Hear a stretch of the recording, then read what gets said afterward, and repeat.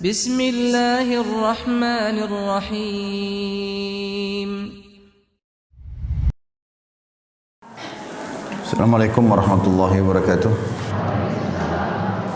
Alhamdulillah wassalatu wassalamu ala Rasulillah. Segala puji bagi Allah Subhanahu wa taala, juga salawat dan taslim kepada Nabi besar Muhammad sallallahu alaihi wasallam.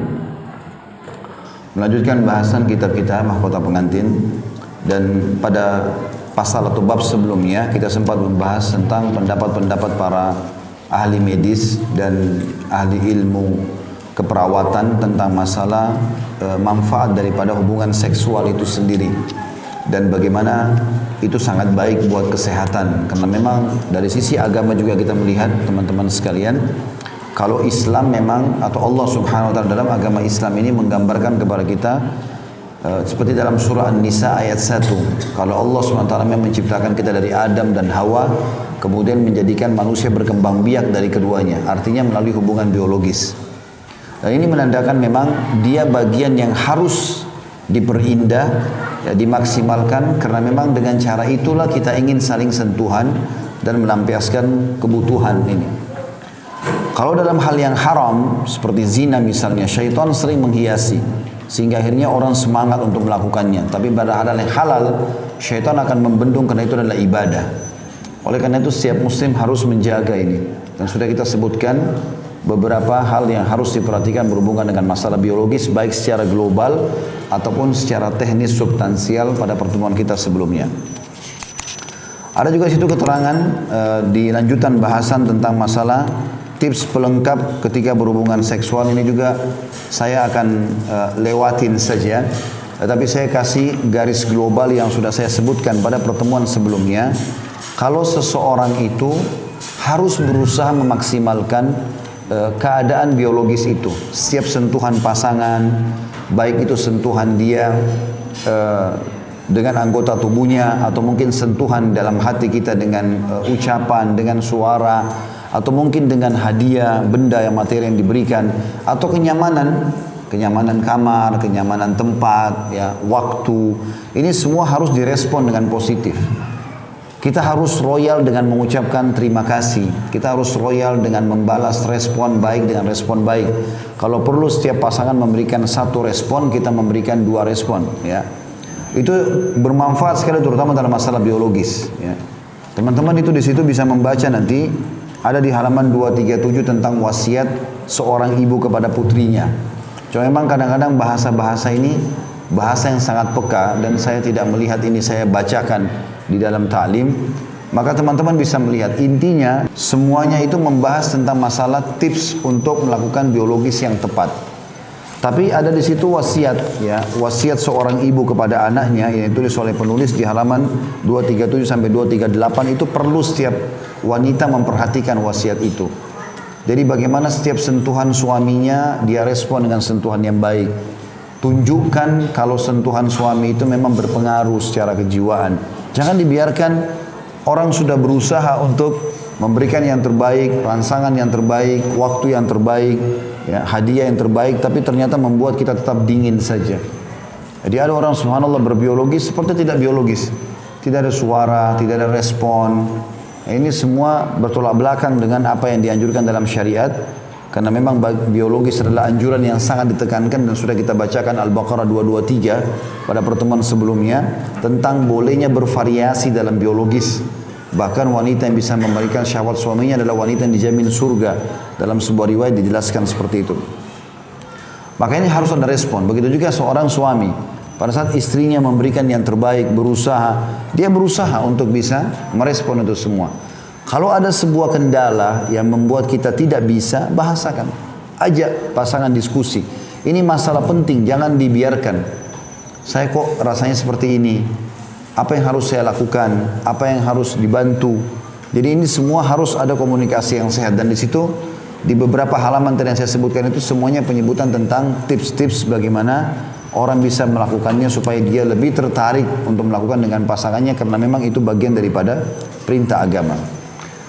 Di halaman 244 ada sebuah penyakit, ini bisa dibahasakan juga dengan kejiwaan, terutama bagi laki-laki. Masalah ejakulasi dini. Jadi dia lebih dulu menyelesaikan biologisnya daripada istrinya. Ini biasanya banyak faktor-faktor penyebab ejakulasi dini sehingga membuat istri tidak puas dalam masalah biologis. Karena laki-laki biasanya atau umumnya mereka kalau sudah menumpahkan sperma mereka membutuhkan waktu lagi untuk membangkitkan syahwatnya. Oleh karena itu kalau dia ejakulasi ini lebih dulu mengeluarkan atau klimaks daripada istrinya, ini biasanya berpengaruh pada istri. Istrinya jadi tidak suka ya. Karena kadang-kadang kalau dia muncul egonya si laki-laki setelah selesai lalu dia pergi ditinggalkanlah istri dalam kondisi tidak mendapatkan kepuasan. Ini tidak boleh. Ini juga sudah dirincikan oleh para ulama. Ada banyak faktor-faktornya. Faktor yang pertama biasanya yang umumnya terjadi kurang percayanya si laki-laki itu sendiri. Dan ini bisa menjadi faktor utama, kurang percayanya si laki-laki terhadap masalah biologis ini sehingga akhirnya dia menganggap dirinya tidak bisa memuaskan istrinya. Ini pemahaman keliru, ini cuma permainan mindset saja dia. Bagaimana dia bisa mengatur itu? Kalau dia niatkan untuk bisa memberikan kepuasan istrinya dan dia bisa mengontrol, insya Allah akan aman dengan sendirinya. Maka itu faktor yang sering terjadi. Dan Nabi SAW mengatakan pada saat ditanya kapan anak laki-laki lahir dan kapan anak perempuan lahir, artinya kalau seseorang mau anak laki-laki mau anak perempuan bagaimana caranya, maka Nabi SAW mengatakan andai saja laki-laki lebih dulu klimaks ya, maka otomatis anaknya menyerupai dia ya, laki-laki. Kalau si perempuan lebih dulu klimaks maka berarti anaknya menyerupai dia, maksudnya anak perempuan. Berarti di sini ada bahasan tentang masalah bagaimana seseorang menyelesaikan lebih dulu dia atau pasangannya. Kalau ingin mengatur keturunan, kapan si niatnya mau dapat anak laki-laki, maka memang di masa-masa subur pada saat biologis, laki-laki itulah yang lebih dulu klimaks. Bagaimana caranya supaya si laki-laki memang dia di sini masalah ejakulasi ini malah memang mestinya penting dalam masalah itu. Lalu istrinya yang menyusul. Kalau ingin anak perempuan, memang si perempuan lebih dulu, baru kemudian laki-laki. Berarti memang bisa diatur itu, sebenarnya cuma masalah mindset orang saja. Kemudian juga yang kedua, bisa juga karena pengaruh si laki-laki terlalu mencintai pasangannya, ya, dan itu ditarik dalam masalah biologis. Artinya kita boleh mencintai pasangan, tapi kadang-kadang kalau terlalu tergila-gila, tanda kutip di sini, itu membuat juga ejakulasi dini biasanya, karena dia tidak bisa kontrol syahwatnya. Maka ini juga semestinya dijadikan sebagai bahan yang harus lebih berhati-hati. Artinya pada saat biologis itu bukan lagi karena ini orang yang sangat saya syahwati maka saya harus gini dan gitu. Enggak. Dia bisa mengontrol itu. Itu juga bisa menjadi faktor-faktor. Kemudian termasuk juga dalam masalah faktor, kalau yang disebutkan oleh penulis saya bacakan, banyak suami menderita ejakulasi dini, suatu problem yang mengurangi kepuasan suami istri saat bersenggama, bahkan terkadang ini bisa membawa kepada persimpangan jalan, artinya terjadi perselingkuhan. Adakah solusi untuk problem ini? Maka jawabannya banyak pemuda yang baru menikah, bahkan banyak laki-laki yang sudah beristri mengalami problem ejakulasi dini yang menyebabkan, meskipun bukan merupakan sebab utama kegagalan kehidupan rumah tangga bagi banyak orang, banyak kelelahan yang dialami baik oleh laki-laki maupun perempuan atau wanita. Laki-laki tidak bisa menikmati hubungan seksnya dalam waktu yang lama yang bisa memuaskan dahaganya dan juga menghalangi dari memandang kepada keharaman. Kemudian ia membiarkan istrinya tanpa bisa menyelesaikan hajatnya. Ia membiarkan istri tanpa bisa menyelesaikan syahwatnya sehingga hal itu banyak berpengaruh terhadap kejiwaan dan kehidupan. Maksudnya interaksi setelah itu. Sebagian laki-laki mengalami ejakulasi begitu dua kemaluan saling bersentuhan sampai-sampai setelah pernikahan berjalan beberapa tahun, ketika laki-laki meminta dari istrinya salah satu fase dari seksual itu sendiri, maka istrinya menolak karena sudah faham bahwa dengan sekedar bersentuhan maka suami akan mengalami ejakulasi. Seakan-akan ia mengatakan mengapa meminta posisi demikian selagi sekedar bersentuhan dengan kelamin langsung mengalami ejakulasi. Ini tentu saja memicu banyak problem seksual. Akibatnya kehidupan rumah tangga mengalami jungkir balik secara umum. Boleh jadi ini akibat penyakit atau kejiwaan. Berarti yang difokus oleh penulis adalah masalah penyakit dan kejiwaan. Jika ini akibat penyakit maka silakan konsultasi dengan dokter. Tapi jika ini karena faktor psikis, seperti tidak bisa tidur atau kesedihan misalnya, maka ia harus memalingkan pikirannya dari hal itu atau hal ini saat bersetubuh. Ia harus tahu bahwa istrinya memiliki hak dan ia harus memberikan kepada setiap orang haknya atas haknya atau memberikan hak masing-masing. Sebagian orang mencari kiat untuk memperlama dalam bersenggama. Di antara mereka ada yang memalingkan pikiran untuk berfikir suatu yang lain saat bercumbuan atau bersenggama, seperti menghitung dari 1 hingga 100 atau kebalikannya. Ada orang kadang-kadang begitu, supaya dia tidak klimaks, maka dia mengalihkan seakan-akan tidak lagi biologis. Ada beberapa orang begitu. Ada yang memalingkan pandangan dari tubuh istrinya. Ada yang mengoles salep pada kelaminnya dengan segala macam menggunakan obat tahan lama dan seterusnya. Ada yang membiarkan istrinya mencumbui dan memainkan seterusnya. Ya. Maksudnya adalah berhubungan biologis. Ada laki-laki juga saat merasa hampir ejakulasi, ya, maka ia berhenti sejenak. Sekian banyak cara-cara yang banyak orang lakukan. Tetapi yang paling penting kalau kita simpulkan di halaman 245 adalah bagaimana seseorang mengontrol mindset dia, pikiran dia. Dia bisa dengan mengontrol itu, dia bisa klimaks kapan dia inginkan. Dan itu bisa kalau orang melatih secara kejiwaan. Jadi kapan dia menginginkan, kayak tadi misalnya anak laki-laki maka dia lebih dulu klimaks. Kalau kapan dia ingin anak perempuan, dia memberikan istrinya. Dia bisa mengontrol itu. Karena itu semua berpikir, kalau masalah psikis ya, masalah kejiwaan saja, pikiran saja. Kecuali dia punya penyakit, itu lain. Ya, penyakit ini banyak sekali contoh-contohnya, dokter lebih tahu. Tapi kalau cuma masalah kejiwaan, dia hanya bisa mengontrol, dia hanya perlu mengontrol pikiran dia saja.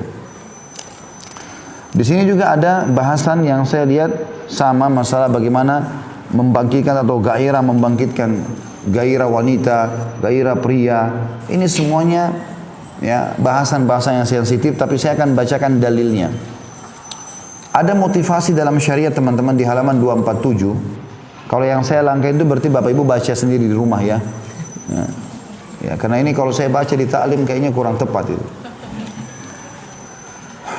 Tapi yang dalam Islam, dalam syariat kita memang dianjurkan untuk mengulang-ulangi dan memperindah biologis itu. Karena itu bagian daripada ibadah sekali lagi.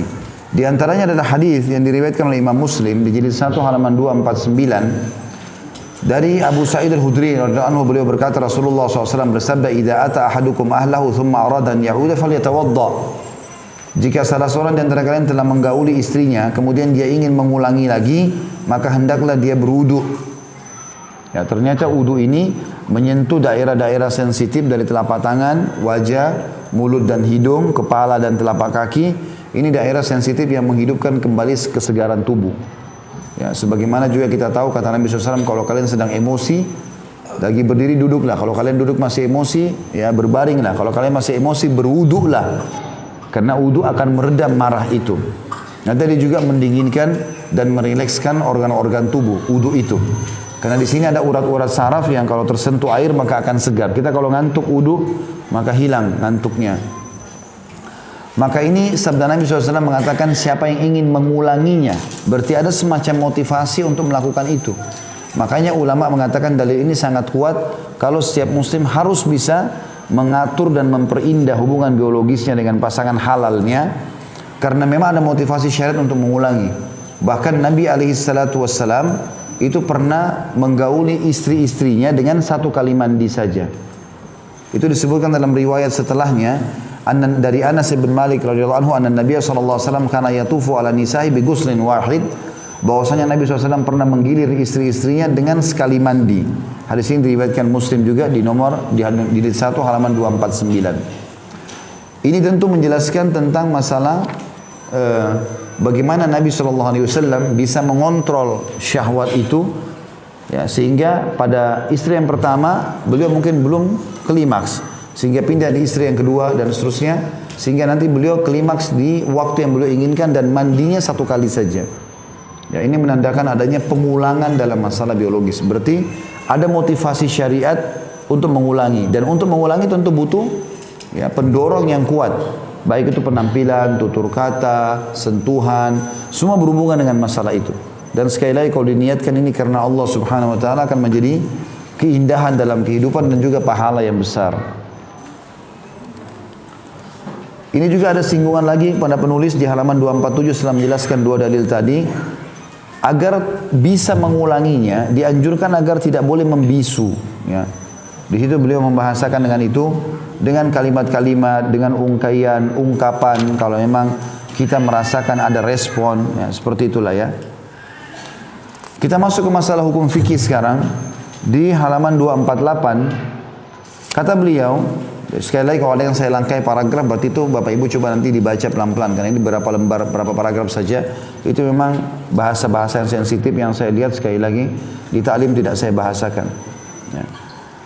Ada pertanyaan di halaman 248, setelah suami istri berhubungan, apakah wajib segera mandi atau boleh menundanya? Ini hukum fikih. Sekarang kalau habis biologis langsung mau tidur boleh nggak Ustaz? Atau harus mandi dulu baru bisa tidur?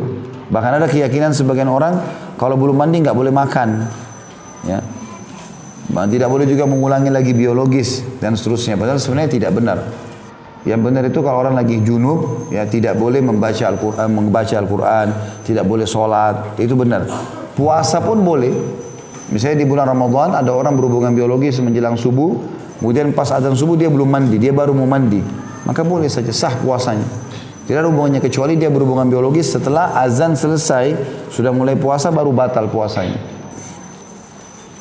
Kata beliau jawabannya adalah riwayat Imam Muslim dalam sahihnya dari Ibnu Umar radhiyallahu anhu anna Umar istafta an-nabiy sallallahu alaihi wasallam faqala hal yanamu ahaduna wa huwa junub qala na'am liyatawadda thumma liyanam hatta yaghtasila idza syaa. Bahwa Umar bin Khattab radhiyallahu anhu pernah meminta fatwa kepada Nabi sallallahu alaihi wasallam dengan bertanya, apakah boleh salah seorang dari kami tidur dalam keadaan junub? Dia baru habis klimaks kemudian langsung tidur, ya, tanpa mandi. Maka beliau menjawab, Nabi SAW menjawab, iya, hendaklah ia berwudu kemudian tidur sebelum ia mandi, ya, jika ia mau. Hadis ini diriwayatkan Imam Muslim di jilid 1 halaman 249. Juga Ibnu Umar radhiyallahu anhu berkata, Zakara Umar bin Khattab di Rasulullah sallallahu alaihi wasallam annahu tusibuhu janabah min al-lail. Faqala lahu Rasulullah sallallahu alaihi wasallam tawadda waghsil zakaraka thumma nam. Umar bin Khattab pernah mengutarakan kepada Nabi SAW bahwa dirinya terkena jinabah atau maksudnya mandi, junub, ya, pada malam hari, belum mandi nih, ya, dalam keadaan junub. Maka Nabi SAW bersabda, cucilah kemaluanmu lalu berwudulah kemudian tidurlah. Artinya boleh tidur walaupun belum mandi. Abdullah bin Abi Qais berkata, aku bertanya kepada Aisyah radhiyallahu anha tentang solat witir yang dilakukan Rasulullah SAW. Lalu ia menyebutkan kelanjutan hadis. Aku bertanya, kaifa kana yasna'u fil janabati? Akana yaktasilu qabla an yanama aw yanamu qabla an yaktasil? Qalat kullu dhalika kad kana yaf'alu rubbama iktasala fanam wa rubbama tawadda fanam. Qultu alhamdulillahi alladhi ja'ala fil amri sa'a. Bertanyalah orang ini kepada Aisyah radhiyallahu anha, Abdullah bin Abi Qais, bagaimana yang beliau maksudnya Nabi SAW melakukan mengenai janabah dalam keadaan junub. Apakah beliau mandi sebelum tidur ataukah tidur sebelum mandi? Nah, artinya bolehkah Rasulullah pernah nggak di rumah habis junub, habis buang biologis, mandi baru tidur, atau beliau tidur dulu baru mandi? Apakah boleh? Apakah Nabi pernah kerjakan? Maka ia menjawab, Aisyah menjawab, semua itu pernah dilakukan Rasulullah SAW. Terkadang beliau mandi lalu tidur, maksudnya mandi dulu baru tidur, sehingga sudah suci. Dan terkadang beliau berwudu lalu tidur. Hanya wudu, bersihkan kemaluan lalu tidur. Nanti pagi subuh baru mandi. Aku katakan, kata Abdullah bin Abi Qais ini radhiyallahu anhu, segala puji bagi Allah yang telah menjadikan keleluasaan dalam urusan ini. Artinya alhamdulillah kalau begitu. Bisa mandi, bisa enggak kalau mau istirahat malam setelah berhubungan biologis. Hadis ini sahih riwayat Imam Muslim. Jika tidak bisa mandi, apakah ia harus berwudu? Ada pertanyaan di situ. Jawabannya dianjurkan agar laki-laki dan perempuan tidak tidur dalam keadaan junub kecuali berwudu terlebih dahulu. Diriwayatkan dalam sahih dari Ummul Mukminin bahwa ia mengatakan karena Nabi SAW idza arada an yanama wa huwa junub ghasala farjahu wa tawadda lis-shalah. Jika Nabi SAW ingin tidur dalam keadaan junub, maka beliau mencuci kemaluannya dengan bersih, kemudian berwudu sebagaimana wudu untuk sholat. Hadis ini riwayat Bukhari Muslim. Namun ini bukan kewajiban, tapi hanya sebagai anjuran. Artinya kalau orang tiba-tiba tidur boleh. Dia mau lebih baik pahalanya sebelum tidur dia wudu, bersihkan kemaluan dulu baru wudu, kemudian baru dia tidur. Tapi ini bukan kewajiban, hanya anjuran atau sunnah berdasarkan sabda Nabi SAW, na'am liyatawadda thumma liyanam hatta yaktasila idza sya'. Ya, hendaklah ia berwudu kemudian tidur sebelum mandi jika ia mau. Juga dari Ummul Mukminin Aisyah radhiyallahu anha dalam riwayat lain, karena Rasulullah SAW yanamu huwa junubun min ghairi an yamassa ma hatta yakuma ba'da dzalika fayaktasil. Rasulullah SAW pernah tidur dalam keadaan junub tanpa menyentuh air sedikit pun hingga beliau bangun, setelah itu ia mandi. Hadis ini juga sahih riwayat Abu Daud, Ibnu Majah, Nasai dalam Al-Ishrah. Ya. Hanya ulama menanggapi mengatakan kalau orang habis berhubungan biologis lalu dia membersihkannya, ya, terlebih dahulu kemaluannya lalu dia wudu baru dia tidur, ini jauh lebih aman buat dia. Satu sisi kemaluannya bersih sehingga dia nyaman tidur. Sisi yang lain, ya, juga kalau dia berwudu dia telah mendapatkan hadis Nabi SAW yang berbunyi siapa yang tidur dalam keadaan berwudu maka Allah menitipkan malaikat di sampingnya yang mendoakan dia setiap dia bergerak ke kanan dan ke kiri. Artinya dia dapat manfaat dari situ, ya. Maka lebih baik dia mengerjakan daripada tidak. Walaupun boleh dia tidak mengerjakan, gitu kan. Jadi ada hikmah-hikmah kenapa harus berwudu terlebih dahulu.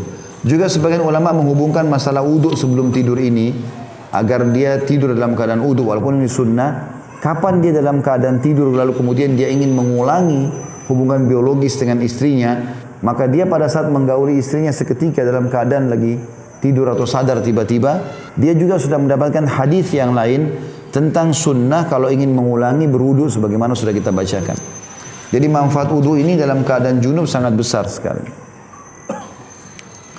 Kemudian disebutkan dari Aisyah juga radhiyallahu anha, ia mengatakan karena Nabi sallallahu alaihi wasallam yabitu junuban fayatihi Bilalun fayu'dhinuhu bis-shalah fayakum fayagtasil fa'anzuru ila tahadduril ma' min ra'sihi thumma yakhruju fa asma'u sautahu fi salatil fajr. Qala Mutarrif fa qultu li Amir afi Ramadan? Qala Ramadan wa ghairuhu sawa. Nabi SAW tidur di malam hari dalam keadaan junub. Ya, ini kata Aisyah radhiyallahu anha, istrinya Nabi SAW menceritakan kepada kita karena ini masalah dalam rumah. Lalu Bilal radhiyallahu anhu datang pada beliau untuk memberitahukan waktu sholat telah tiba. Maka beliau pun bangun sallallahu alaihi wasallam lalu mandi. Aku melihat air mengucur dari kepalanya. Lalu beliau keluar dan aku mendengarkan suara beliau dalam sholat subuh. Mutarrif berkata, Mutarrif ini salah satu ya yang sedang mendengarkan hadis ini. Aku bertanya kepada Amir ini yang telah mendengarkan dari Aisyah radhiyallahu anha, apakah itu terjadi di bulan Ramadan? Boleh enggak Ramadan begitu? Artinya sampai sudah azan belum mandi junub. Maka ia menjawab Ramadan atau selainnya sama saja. Hadis ini sahih riwayat Ahmad, Ibnu Abi Syaibah dan Abu Ya'la. Penulis juga berkata, hadis ini menerangkan bahwa hukum ini berlaku bagi laki-laki dan perempuan, baik ia berpuasa pada pagi harinya maupun tidak, di bulan Ramadan maupun selainnya. Tapi mandi itu lebih baik. Laki-laki dan wanita mandi sebelum tidur itu lebih baik. Berdasarkan hadis Abdullah bin Qais, ia mengatakan, aku bertanya, bagaimana yang beliau lakukan mengenai janabah? Ya. Maksudnya adalah Abdullah bin Qais bertanya kepada Aisyah tadi, riwayat yang sudah kita bacakan. Apakah beliau mandi sebelum tidur, ataukah tidur sebelum mandi? Maka Aisyah menjawab radhiyallahu anha, semua itu pernah dilakukan Rasulullah SAW. Terkadang beliau mandi lalu tidur, terkadang beliau berwudu lalu tidur. Aku berkata segala puji bagi Allah yang telah menjadikan keleluasan dalam urusan ini. Kata penulis di sini, yang paling tepat adalah bagaimana seseorang itu mandi. Dia mandi baru dia tidur. Kenapa? Karena kadang-kadang kita kalau bangun tengah malam belum tentu punya semangat mandi sebagaimana di awal malam. Mungkin karena dingin, mungkin karena masih ngantuk. Hingga akhirnya bisa lewat sholat malam, bisa lewat juga sholat subuhnya. Maka lebih baik seseorang kalau masih punya kekuatan, tidak ngantuk sekali, dia segera mandi menyegarkan dirinya, apalagi kalau dia bisa menutup dengan sholat witir, ya sebelum tidur itu sangat baik. Nah, artinya dia mandi di sini lebih utama. Abu Daud juga meriwayatkan sebuah riwayat, "Tafadha ka yaumin ala nisaihi yaktasilu inda hadhihi wa inda hadhihi." Qala qultu lahu ya Rasulullah, "Ala taj'alhu ghuslan wahidan?" Qala hadza azka wa atyab wa athhar. Bahwasanya suatu hari Nabi SAW pernah menggilir istri-istrinya. Beliau mandi setelah menggilir istri yang ini dan mandi setelah menggilir istri yang lain. Aku katakan kepada beliau, wahai Rasulullah, mengapa engkau tidak menggabungkan dengan sekali mandi saja? Maka beliau mengatakan, ini lebih bersih, lebih baik dan lebih suci. Hadis ini hasan diriwayatkan Abu Daud, Nasai dalam Al-Ishrah dan yang selainnya. Jadi semua ini menjelaskan tentang bolehnya seseorang tidur dalam keadaan junub. Ya, nanti dia mandi baru bangun. Tapi lebih afdal dia mandi dulu baru kemudian dia tidur. Kalau dia mau tidur tanpa mandi, maka dia berwudu terlebih dahulu. Ada penjelasan hukum fikih juga sini tentang tata cara mandi junub. Ini harusnya setiap muslim dan muslimah memperhatikan tentang cara-caranya. Yang pertama kata beliau, orang yang mandi mencuci kedua telapak tangannya 3 kali. Ya, seperti kalau kita mau wudu, telapak tangan saja 3 kali dicuci. Ini sebagian ulama mengatakan hikmahnya adalah kemungkinan dia pada saat biologis mungkin memegang kemaluan pasangannya, mungkin menyentuh benda-benda atau haram, sesuatu yang dianggap kotor, maka dia mencucinya. Kemudian yang kedua, mencuci kemaluan dari depan dan belakang secara baik dengan menggunakan tangan kiri. Ya. Ini tentu kenapa dikatakan tangan kiri, karena Nabi SAW tidak menggunakan tangan kanan dalam cebok atau membersihkan diri. Itu dijelaskan dalam hadis Bukhari yang lain. Aisyah berkata radhiyallahu anha, Nabi SAW tidak menggunakan tangan kanan kecuali kepada hajat-hajat yang baik, dan tangan kiri beliau gunakan untuk membersihkan kemaluannya. Kemudian yang ketiga, berwudu sebagaimana wudu untuk sholat, dengan catatan tetap menjaga wudu dari perkara yang membatalkannya dan tidak menyentuh kemaluan dengan tangan manapun. Jadi artinya mencuci telapak tangan, membersihkan kemaluan sampai bersih, kita mau pakai sabun juga lebih bagus ya. Sampai udah bersih benar-benar lalu kita wudu. Kemudian setelah wudu seperti wudu sholat, yang keempat menyela-nyela rambut dengan jari-jari sebanyak 3 kali. Jadi ambil air di jari-jari kemudian disentuhkan di bagian kulit kepala sebanyak 3 kali. Yakni orang yang mandi membasahi tangannya dengan air kemudian menyela-nyela rambutnya dengan jari-jarinya, yakni melewatkan jari-jarinya pada sela-sela rambutnya. Yang kelima, mengguyurkan 3 cidukan air sepenuh 2 telapak tangan. Kalau kita 1 timba sekarang, shower juga tentu sudah masuk, ke atas kepala hingga kulit kepala basah dengan sempurna. Kalau dalam sebuah riwayat dikatakan Nabi SAW mengguyur setelah memegang bagian sisi kanan kepala sehingga terasa di kulit kepala airnya, maka mengguyur sebelah kanan bagian tubuh 3 kali, baru kemudian mengguyur sisi kiri dan seluruh tubuh. Selanjutnya yang keenam, membasuh tubuh sebelah kanan, dimulai dengan bagian tubuh paling atas kepala, lalu paling bawah, atau ini biarkan air mengucur sampai ke bawah. Disertai catatan untuk tidak menyentuh kemaluan, serta seperti telah disinggung, untuk menjaga wudu agar tidak batal. Karena wudu tadi yang dipakai itu boleh dipakai sholat setelahnya, asal tidak batal. Tapi kalau setelah kita wudu, lalu kita mandi, lalu kita pakai sabun lagi, diletakkan di kemaluan tersentuh, maka batal wudu yang awal. Nanti kalau mau sholat dia harus wudu lagi. Yang ketujuh, membasuh tubuh sebelah kiri, dimulai dengan bagian tubuh paling atas, kemudian paling bawah. Kedelapan, membasuh tubuh dengan air secara baik, artinya semua kena ya sela-sela tubuh. Dan yang terakhir, yang kesembilan adalah disertai catatan agar memperhatikan untuk mencuci ketiak, pusar dan belakang lutut. Ya. Ini tempat-tempat yang kadang-kadang tidak kena air, maka digosok di bagian ketiak. Di situ dijelaskan. Kemudian bagian pusarnya kan ada lubang, dikhawatirkan tidak kena air pada saat mandi junub sehingga mandi junubnya tidak sempurna.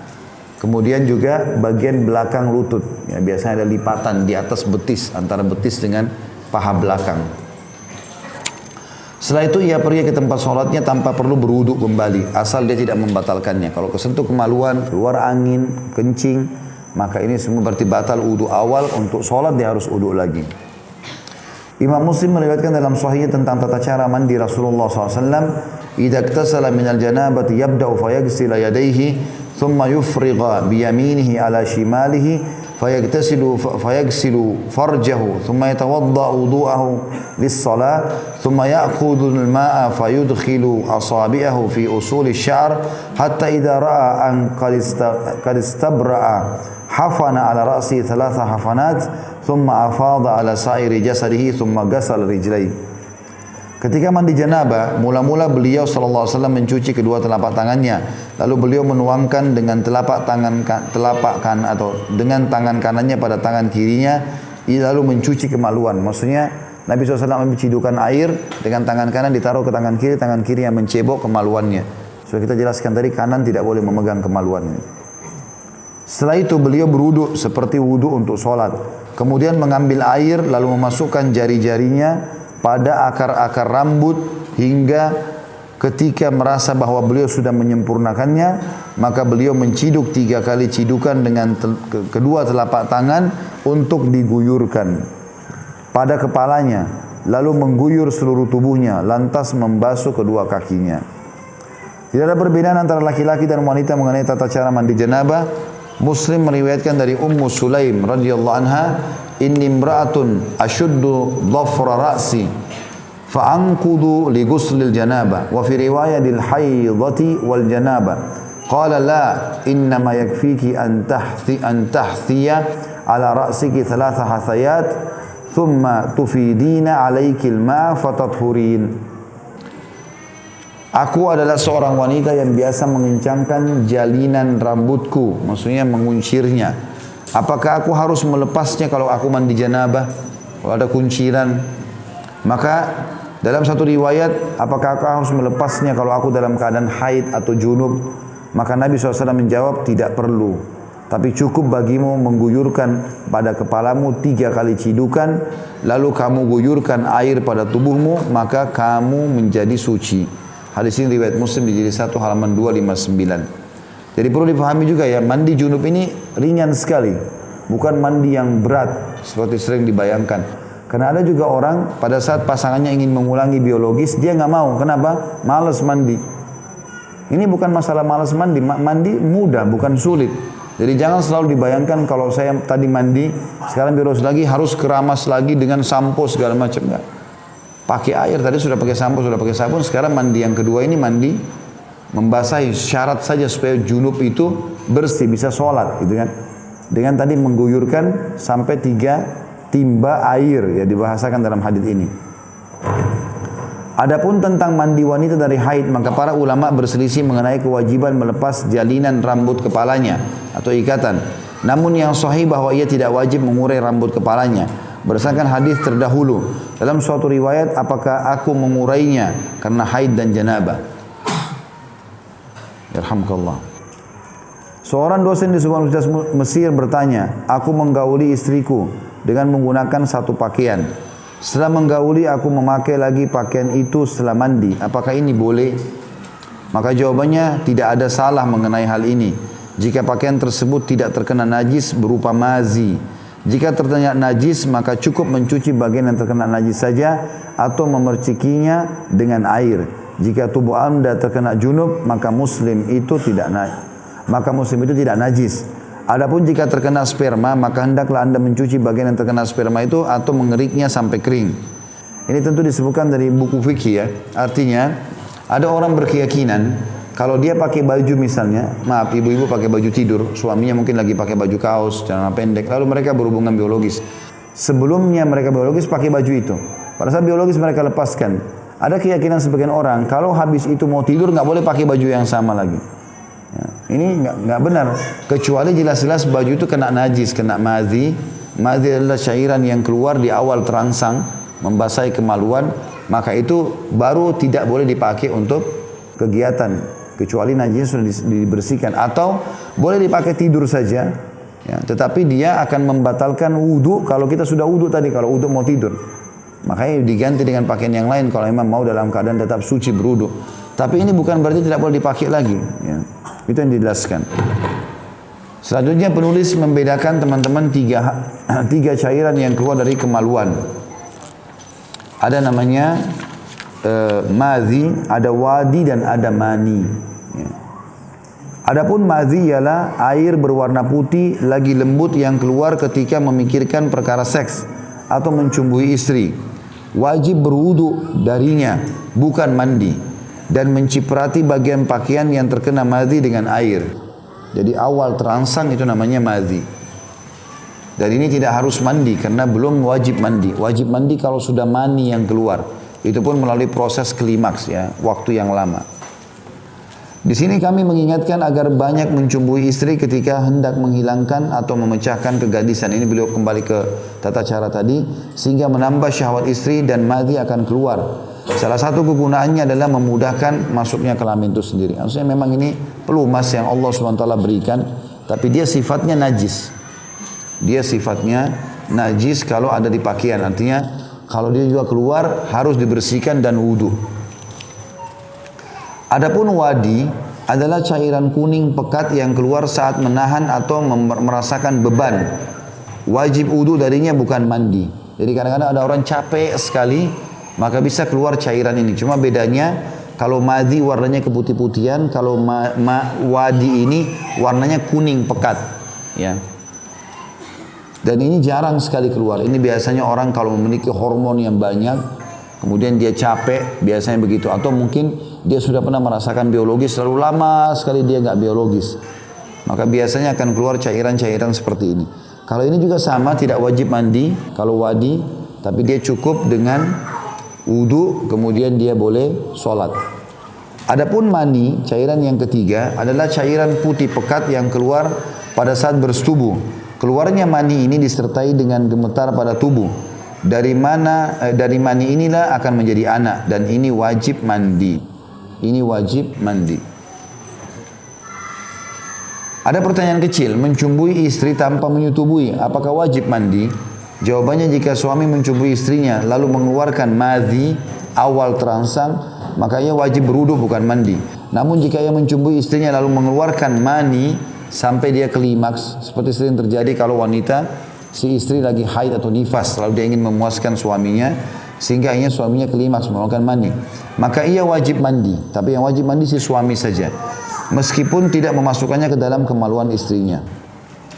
Ada pertanyaan lain, seorang laki-laki menggauli istrinya tapi tidak memasukkannya ke dalam kemaluan, apakah ia wajib mandi?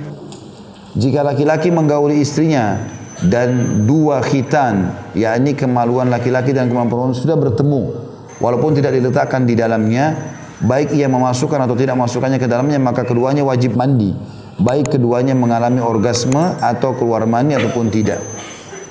Jadi mandi junub ini wajib dalam keadaan kalau berhubungan biologis ya, bisa pada saat memang sudah klimaks mengeluarkan cairan walaupun tidak meletakkan kemaluan di kemaluan, atau menyentuhkan kemaluan di kemaluan walaupun tidak klimaks.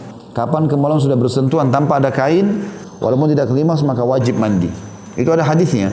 Kata Nabi SAW, kalau bertemu antara dua kelamin maka sudah wajib mandi walaupun tidak klimaks. Ada pertanyaan lain, seorang laki-laki menggauli istrinya, maaf, ini sudah ya. Kita masuk ke hadis Nabi SAW. Nabi SAW dalam hadis yang disepakati kesahihannya oleh Al-Bukhari Muslim bersabda, sesungguhnya amalan itu tergantung karena niatnya. Apakah menggauli istri juga termasuk dalam kategori ini? Jawabannya iya. Artinya niat untuk mengerjakan ibadah, dia akan dapat pahala. Ini adalah hadis yang berlaku umum. Redaksinya ringkas tapi padat mencakup segala persoalan. Dengan pernikahan laki-laki dan wanita berniat mengikuti petunjuk Allah, dan maksudnya dia itu kata besar atau huruf besar kata ganti Allah, yang Allah tetapkan bagi para hambanya dalam kitabnya dan lewat lisan nabinya sallallahu alaihi wasallam terhadap orang yang mengatakan aku akan meninggalkan wanita dan aku tidak akan menikah, maka Nabi SAW bersabda, faman raghiba an sunnati falaysa minni, barang siapa yang menolak sunnahku maka bukan dari golonganku. Keduanya berniat memelihara diri dan mendapatkan anak berdasarkan firman Allah Subhanahu wa taala. Jadi kalau mau biologisnya pahala, harus dia niatkan ibadah. Ya, sekaligus dia nikmati kenikmatan itu yang Allah telah karuniakan dan berniat juga agar dikaruniai anak yang baik. Sesuai dengan firman Allah SWT Al-Baqarah 187 yang berbunyi, A'udzubillahi minasyaitonirrajim wabtagu ma kataballahu lakum, dan carilah apa yang telah Allah tetapkan untuk kalian. Ini tentu tentang masalah ya, hubungan biologis yang dihalalkan oleh Allah. Allah suruh cari kepuasan di sana. Itu makna daripada Al-Baqarah 187. Dengan cara apapun silakan, kecuali yang diharamkan saja yang tidak boleh. Suami istri harus tahu bahwa hubungan seksual yang mereka lakukan bisa bernilai sedekah. Berdasarkan hadits Abi Dzar radhiyallahu anhu, anna nasa min ashabin Nabi sallallahu alaihi wasallam qalu lin Nabi sallallahu alaihi wasallam, ya Rasulullah, dhahaba ahlud duthuri bil ujuri yusalluna kama nusalli wa yasumuna kama nasumu wa yatasaddaquna bi fuduli amwalihim. Qala awalaysa qad ja'ala Allahu lakum ma tasaddaquna inna bi kulli tasbihatin sadaqa wa kulli tasbihatin sadaqa wa kulli tahmidatin sadaqa wa kulli tahlilatin sadaqa wa amrun bil ma'rufi sadaqa wa nahyun 'anil munkari sadaqa wa fi budi ahadikum sadaqa. Qalu ya Rasulullah ayati ahaduna syahwatahu wa yakunu lahu fiha ajr. Qala ara'aytum law wada'aha fi haram akana 'alaihi fiha wizr fakadzalika idza wada'a fil halal kana lahu ajr. Sejumlah sahabat pernah mengatakan kepada Nabi SAW, wahai Rasulullah, telah pergi orang-orang kaya dengan membawa pahala. Artinya orang-orang kaya sudah borong pahala banyak nih. Kenapa pahalanya orang kaya banyak? Kata para sahabat, mereka sholat sebagaimana kami sholat. Mereka puasa sebagaimana kami puasa. Hanya saja mereka bersedekah dengan kelebihan harta mereka. Artinya mereka bisa dapat pahala dengan harta yang mereka infakkan. Kami nggak bisa menginfak harta kepada mereka. Ya.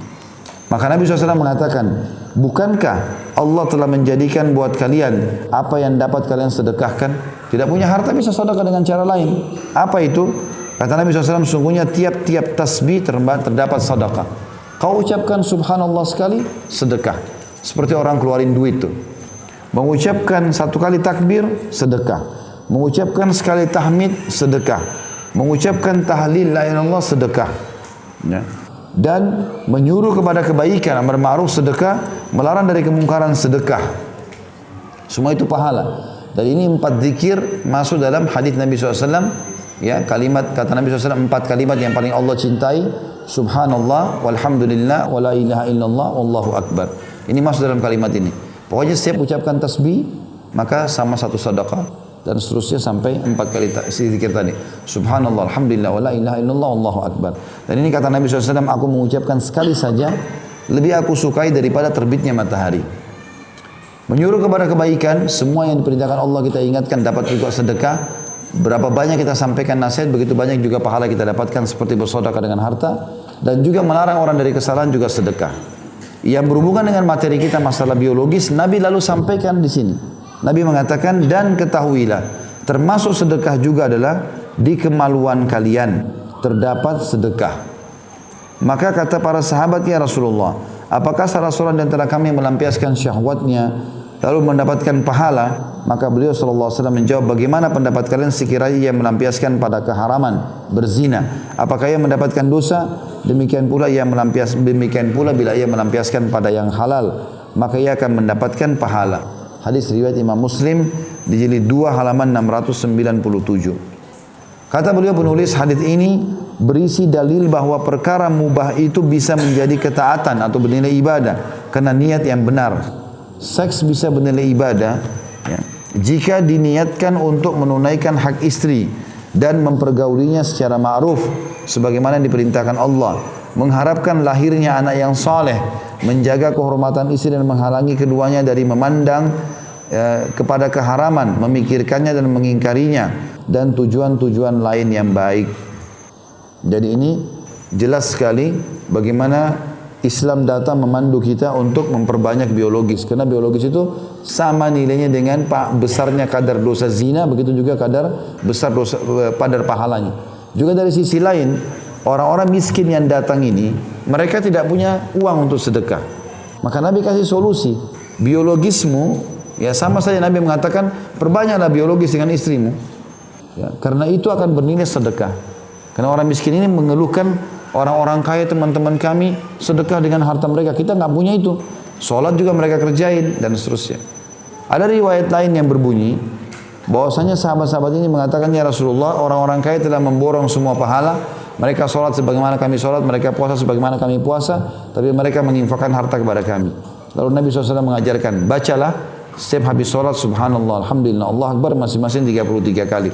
Lalu kemudian mereka pun mengamalkan. Tak lama kemudian teman-teman mereka yang kaya dengar itu, maka ikut mengamalkan. Lalu mereka mengulang lagi mengatakan, ya Rasulullah, bagaimana ini? Orang-orang kaya mendengarkan dan mengamalkan juga, artinya pahala mereka mengalahkan kami lagi. Kata Nabi SAW, itu karunia Allah yang Allah berikan kepada siapa yang dia kehendaki. Tapi saksi bahasan kita berhubungan dengan masalah biologis dalam Islam ini, bagaimana Nabi SAW menjadikannya seperti nilai sedekah orang-orang kaya, ya apalagi kalau orang itu tidak punya kemampuan atau orang miskin tidak punya kemampuan. Ada pertanyaan, benarkah Nabi SAW melarang berbicara pada saat bersetubuh? Karena ada orang tadi saya katakan kaku, tidak pernah bicara, tidak pernah menunjukkan respon, terangsang oleh pasangannya. Kata beliau ini tidak benar. Diriwayatkan dari Nabi SAW beliau bersabda, la tuksirul kalama an mujama'atin nisa, fa inna minhu yakunul kharasu wal fa'fa'ah. Jangan banyak bicara saat menggauli istri, karena ini bisa mengakibatkan bisu dan ngaku atau gagu. Hadis ini sangat dhaif, lemah sekali. Ya. Sebagaimana Imam Nawawi sebutkan dalam Syarah An-Nawawi di jilid 7 halaman 91. Jadi ini tidak benar, artinya boleh berbicara, boleh bertanya, boleh merespon, ya. Juga An-Nasai meriwayatkan dari Abdullah bin Sarjas bahwa Rasulullah SAW bersabda, "Idza ata ahadukum ahlahu falyalqa ala ajzihi wa ajziha syai'an wa la yatajarrada tajarrudal irain." Jika salah seorang antara kalian menggauli istrinya, maka taruhlah sesuatu pada buah pinggulnya dan buah pinggul istrinya. Ya, dan janganlah keduanya telanjang seperti dua ekor unta. Kata Abu Abdurrahman An-Nasai, hadis ini adalah hadis mungkar. Sadaqah bin Abdullah salah satu perawi yang sangat lemah. Ya, karena ada orang begitu ya, keyakinan di beberapa daerah kita, mereka bahkan subhanallah tidak pernah lihat badan istrinya. Karena merasa malu, aib, maka harus ditutup. Kecuali di depan umum itu nggak boleh. Tapi kalau dia berduaan, ini keliru. Ya. Karena banyak riwayat menjelaskan kalau Nabi SAW pernah mandi berdua dengan Aisyah tanpa kain. Ya. Kemudian Nabi SAW tadi Aisyah mengatakan, saya melihat Nabi SAW mandi junub dan saya melihat air basah turun. Artinya Nabi SAW dilihat oleh Aisyah tanpa menggunakan pakaian. Itu menandakan dibolehkan pasangan suami istri untuk itu. Ya. Yang penting sekarang orang menggunakan atau tertutup dalam sebuah ruangan. Jadi walaupun di atas ranjang tidak menggunakan selimut tidak melanggar. Ya. Nanti orang harus menggunakan selimut, menutup badannya karena ketakutan. Sama juga pernah pertanyaan masalah wudu. Boleh enggak wudu di kamar mandi sementara saya telanjang? Ya boleh asal bukan tempat umum.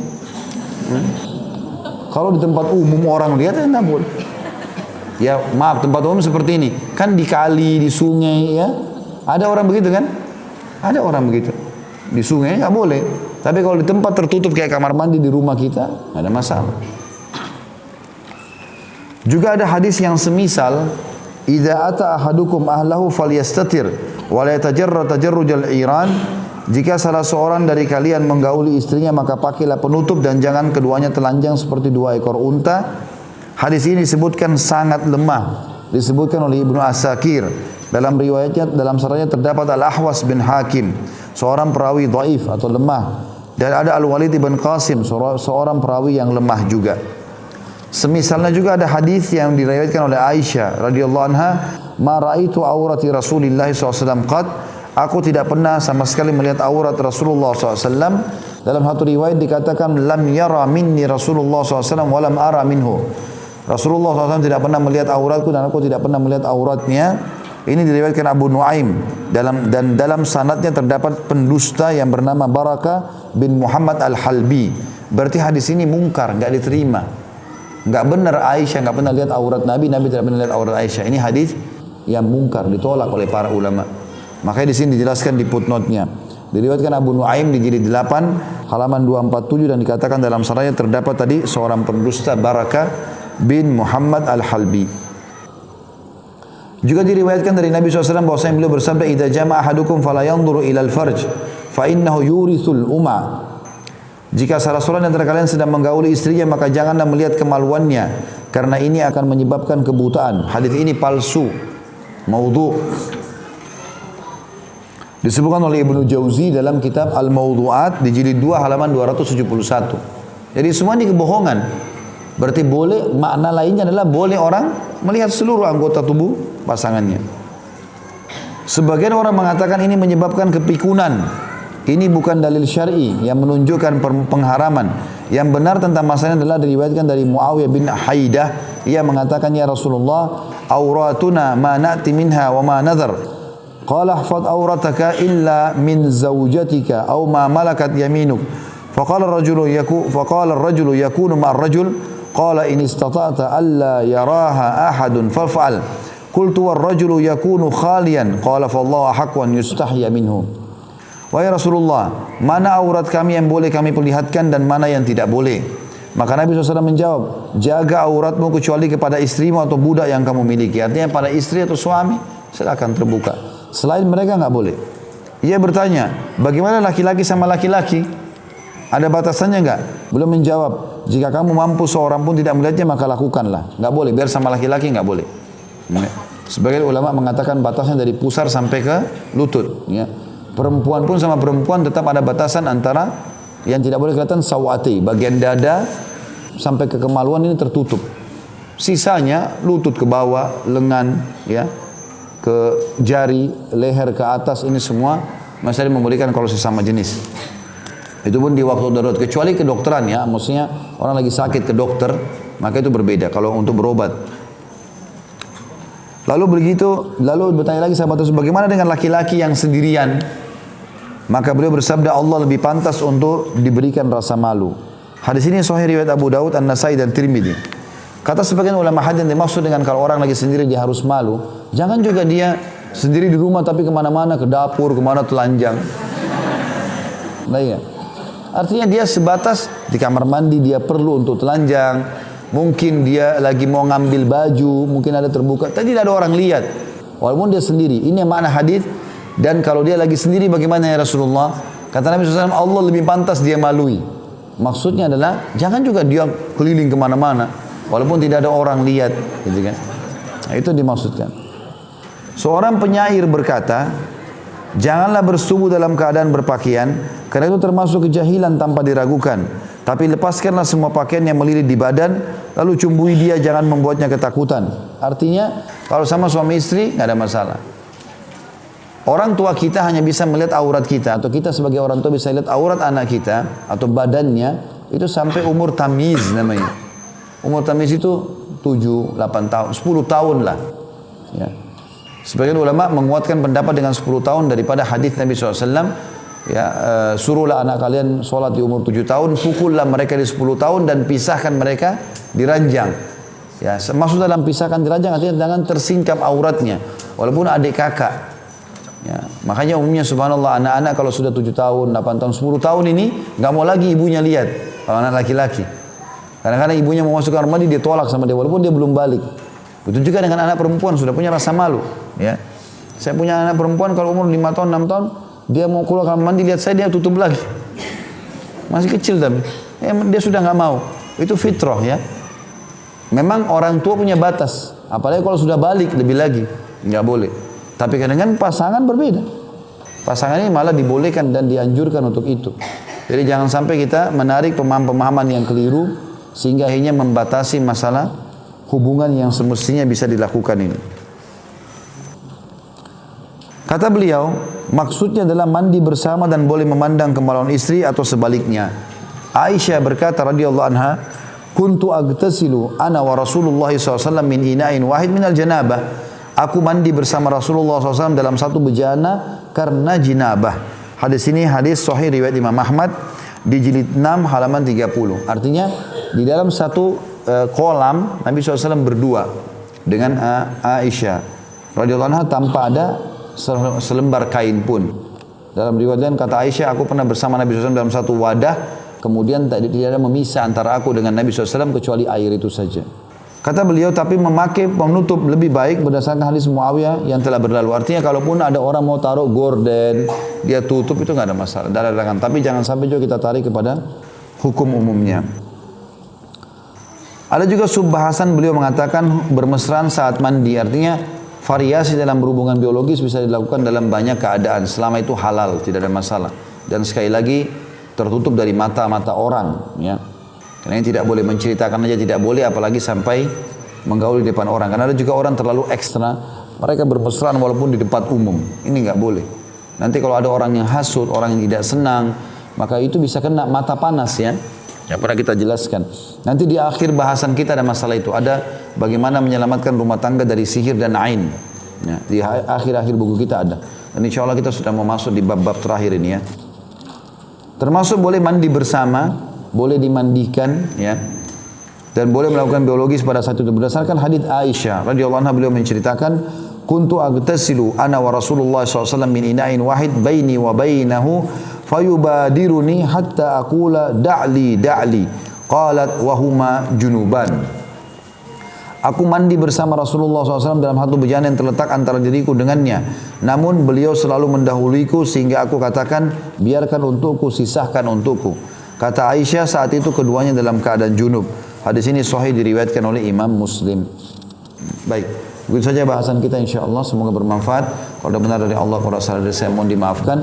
Subhanakallahumma bihamdika asyhadu an la ilaha illa anta astaghfiruka wa atubu ilaik. Wassalamualaikum warahmatullahi wabarakatuh.